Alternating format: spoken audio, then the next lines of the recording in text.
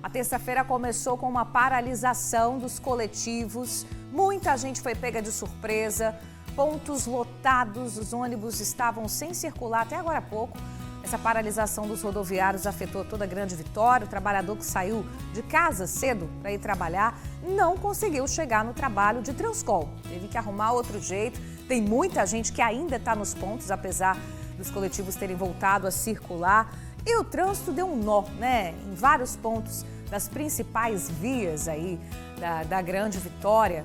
Muita gente acabou tirando o carro da rua e já começa então falando, te explicando o que aconteceu. Nossas equipes estão em campo desde cedo, acompanhando os desdobramentos dessa paralisação que ocorreu em função da morte de um manobrista do Transcol ontem em Cariacica. Bora lá para fora conversar com a repórter Suzy Faria.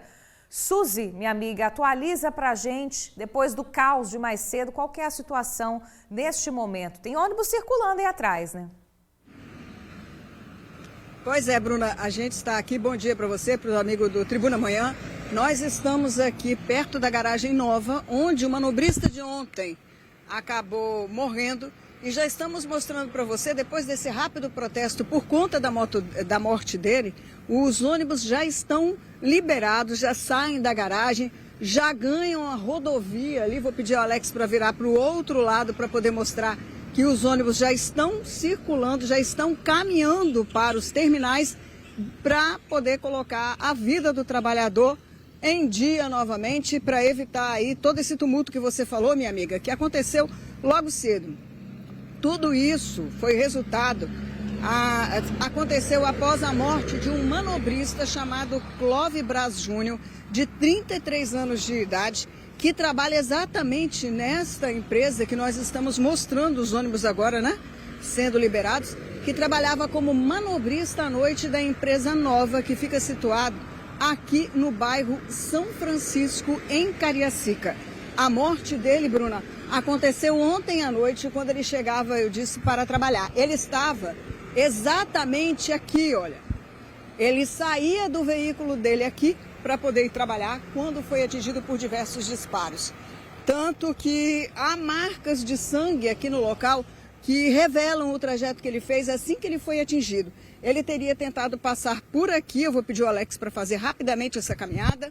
Atravessou essa pista que é usada como estacionamento hoje e foi parar do outro lado, numa estradinha de chão, onde tem uma fita zebrada ali, colocada pela Polícia Militar. Clóvis, inicialmente, se pensa, melhor dizendo, que a morte dele pode ser relacionada a latrocínio. Mas pela quantidade de disparos que ele sofreu, parece que encontraram 16 perfurações no corpo dele.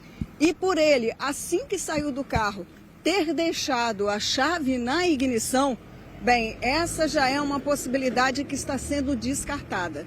Daqui a pouco, o delegado-chefe aí da Polícia Civil, Darcy Arruda, vai dar uma entrevista falando do rumo dessas investigações do que aconteceu. E durante esse lapso aí, os rodoviários resolveram fazer um protesto.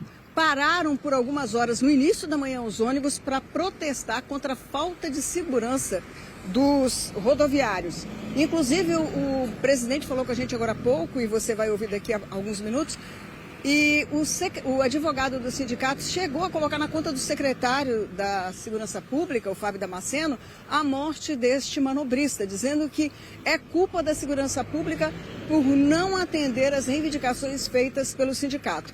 E vamos ouvir aí a fala do presidente Marcos Alexandre, que hoje pela manhã esteve aqui e há pouco liberou a saída dos ônibus, como vocês estão vendo aí. Fizemos esse ato aqui, não só pela morte, mas as coisas que vêm acontecendo dia a dia. Foi o colega que tomou aquela facãozada, né? E vários fatos que vêm acontecendo dentro dos terminais, dentro dos ônibus. É agressão direta em cima desses trabalhadores. Então, o trabalhador está cansado. Hoje você vem aqui numa empresa aqui, quase ninguém quer vir trabalhar como motorista. Está faltando motorista em tudo quanto tipo de empresa devido a essas agressões contra os colegas e a carga horária também pesada, né? Nós estamos lá já liberando aqui os companheiros que voltam ao seu trabalho para atender a população que não tem nada a ver com isso aí. Mas esse ato que a gente fizemos aqui é também para proteger os usuários do sistema Transcol.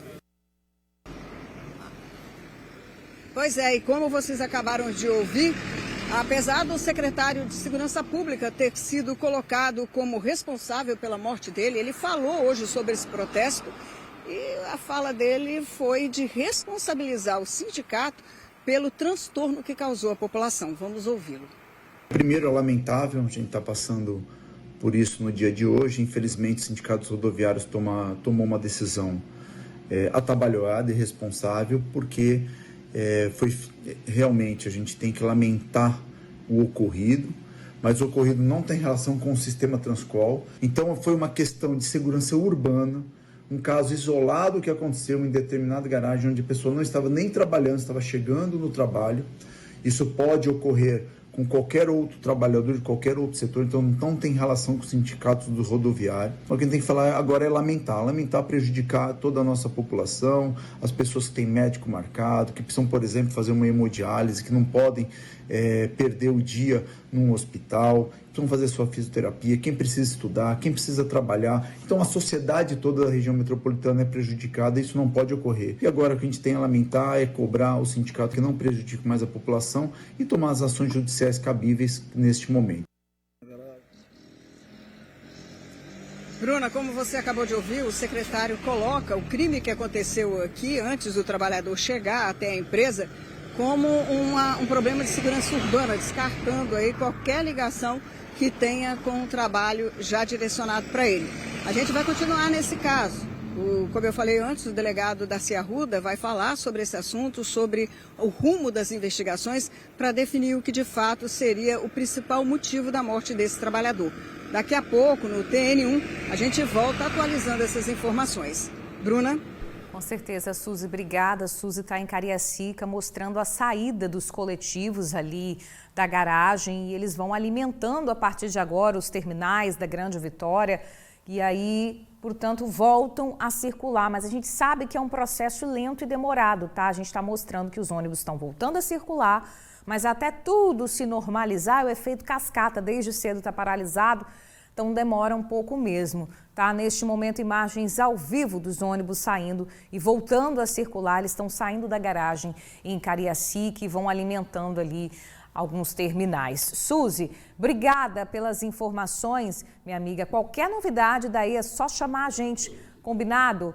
E olha só, a gente está mostrando, né, toda essa movimentação, além da paralisação dos ônibus, o trânsito deu um nó, né, hoje de manhã, por conta aí, em função dessa paralisação. Você está vendo imagens ao vivo da chegada à capital pela segunda ponte. O centro de Vitória, especialmente, está mais travado ainda. Já vou te explicar por quê. Teve um acidente que aconteceu no centro de Vitória.